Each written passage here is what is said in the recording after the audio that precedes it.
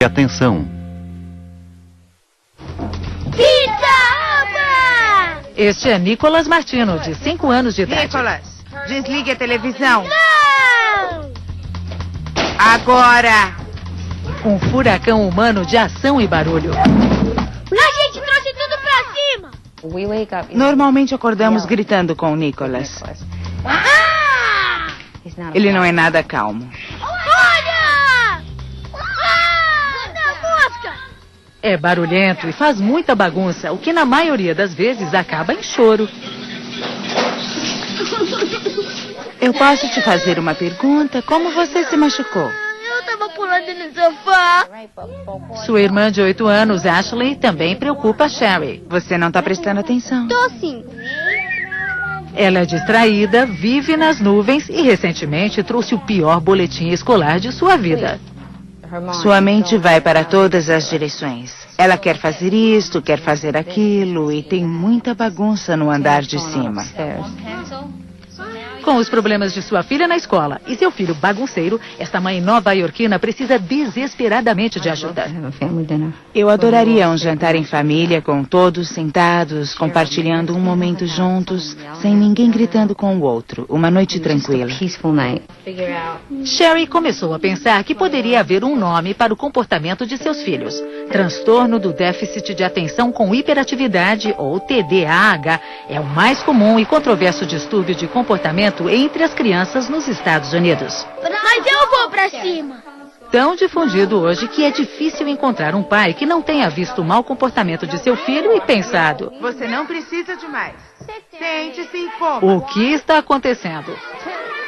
Mais de 3 milhões de crianças norte-americanas estão atualmente diagnosticadas com TDAH, incluindo algumas com 3 anos de idade. Ainda assim, até uma geração atrás, ninguém tinha ouvido falar disto.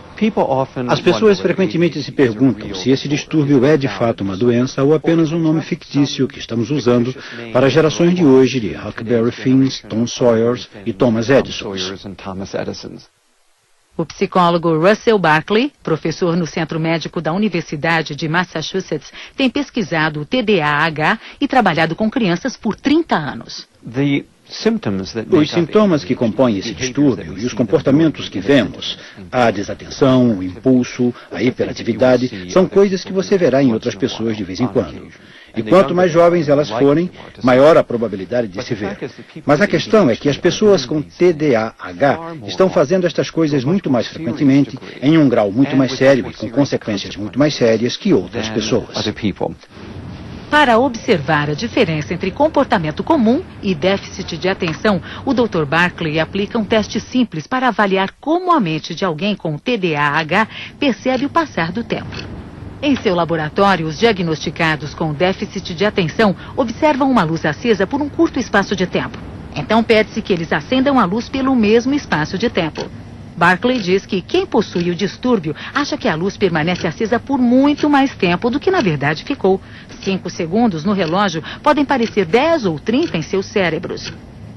Então elas podem estar se movendo rapidamente para quem as vê, mas dentro delas é assim que o mundo parece ser. O tempo passa mais lentamente, ou seja, esperar pela luz verde, esperar em uma fila ou ficar um pouco sentado pode ser uma tortura.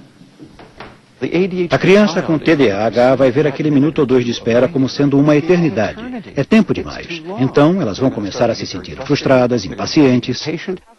Em outras palavras, elas vão agir como Nicolas. Nicolas, espere, por favor.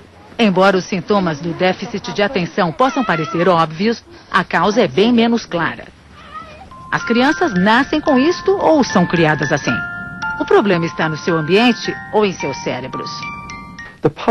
As pessoas acreditam que todos os problemas de comportamento das crianças vêm de má educação. Neste caso, a ciência mostrou que elas estão completamente enganadas. Pesquisadores acreditam que TDAH é uma condição neurobiológica geralmente hereditária que envolve química cerebral. Estes mapeamentos mostram a circulação de dopamina, um importante neurotransmissor que Barkley diz faltar no cérebro com esse distúrbio. Esta pesquisa, no entanto, está longe de ser conclusiva, levando outros médicos a questionarem a importância da química cerebral. É mais complexo do que apenas o cérebro. O Dr. Lawrence Diller é pediatra comportamental em um consultório particular no norte da Califórnia e é especialista em tratar TDAH. Ele diz que o caminho que une a biologia ao comportamento é confuso. Isso não significa que a bioquímica, a personalidade e o cérebro não desempenham uma função. Desempenham, mas o cérebro não existe isoladamente. A controvérsia sobre o que realmente causa o TDAH pode deixar alguns pais completamente confusos. Fico pensando, o que há de errado com ele? Em Chicago, Adrian Nelson tem feito esta pergunta desde o primeiro dia em que deixou seu filho Jordan na escola maternal em 1990. Ele não parava de brincar, de andar, não dormia e não deixava ninguém dormir. A professora do jardim da infância dizia que ele tinha mais controle sobre a classe do que ela. E a da primeira série me telefonou todas as noites por 3 meses, até que eu desliguei minha secretária eletrônica. Eu era muito hiperativo e estava muito confuso. Eu era distraído e tinha muita coisa acontecendo e era difícil para mim pensar em alguma coisa. Eu olhava para os meus amigos e eles podiam ficar sentados por 10 minutos e fazer uma coisa só, mas eu não conseguia. Todos estão me acompanhando, certo? Agora, cursando o primeiro colegial, Jordan ainda se destaca na sala de aula. Ele é inquieto, fala muito e não acompanha os alunos ao seu redor. Eu posso voltar mais tarde e terminar? Não, eu quero isso hoje. Hoje, muitos especialistas acreditam que a maioria das crianças com TDAH continuará com sintomas quando adultos. A hiperatividade geralmente diminui com a idade, mas médicos dizem que problemas de desatenção podem persistir. E Jordan está determinado a fazer algo a este respeito agora. Se eu não resolver isso no colegial, continuará por toda a minha vida. É melhor resolver agora, assim poderei agir como adulto mais tarde. Você está me mostrando as algas? Entendo. Você se lembrou disto? Você se lembrou desta foto? O problema de Michael Moser começou no jardim da infância em 1995. Ele era muito distraído. Simplesmente não fazia nada do que pediam. Foi um período difícil para a família de Michael. Seus pais estavam se divorciando e a tensão era visível.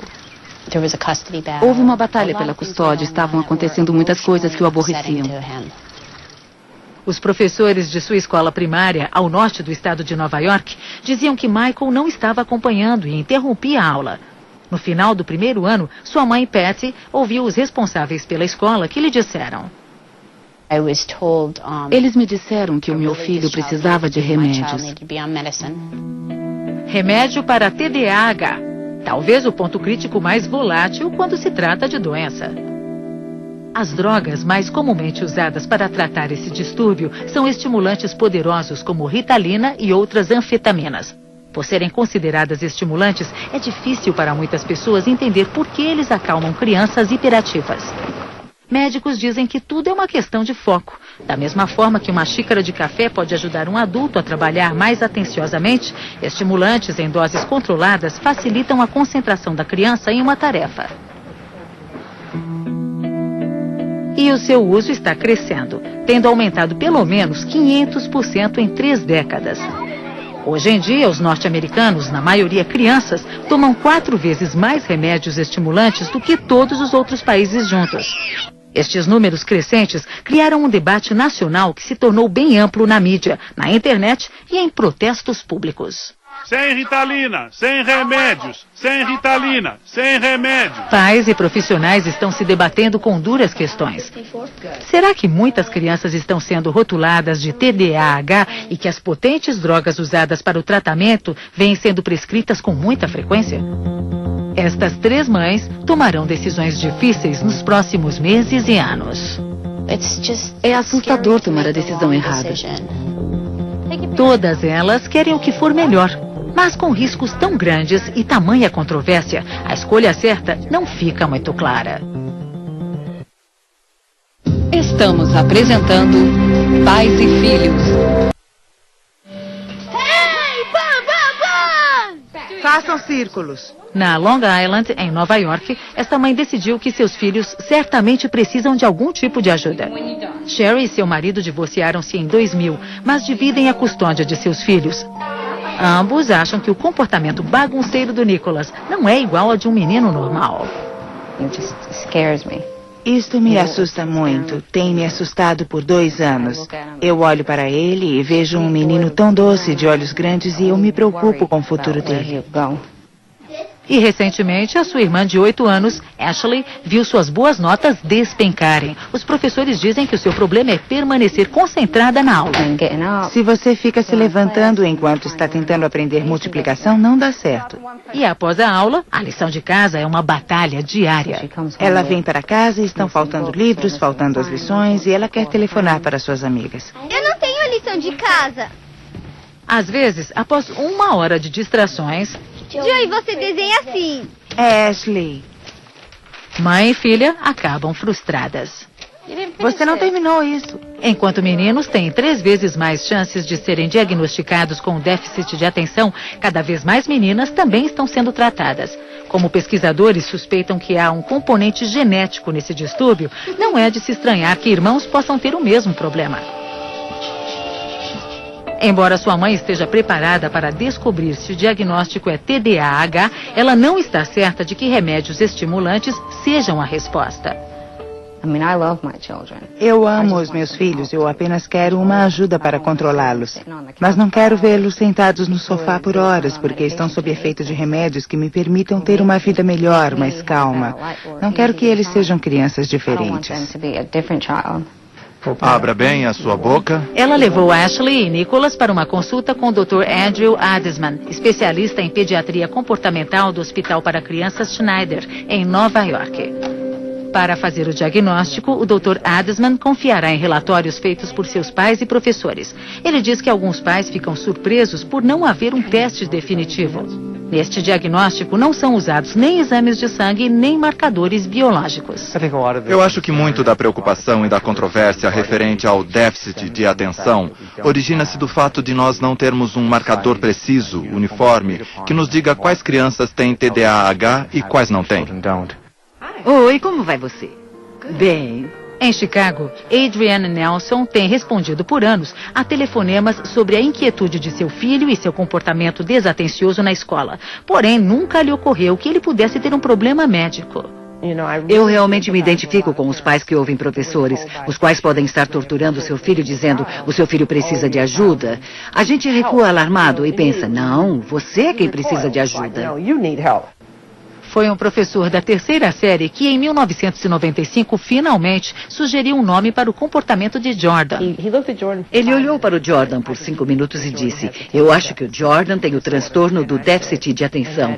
E eu disse, o que é isso? Depois que ele disse transtorno, foi como se eu não ouvisse mais nada.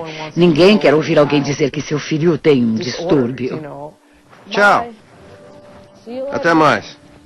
Mas o médico de Jordan disse que era TDAH e recomendou Ritalina. Adrienne, que tinha suas dúvidas, conta que olhou ao seu redor e imaginou anos de problemas pela frente.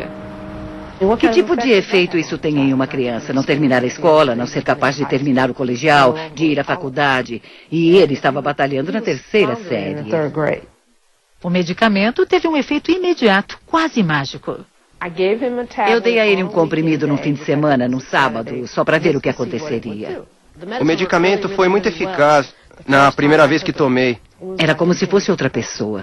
Eu senti que podia pensar em uma coisa ou duas ao invés de 1 milhão.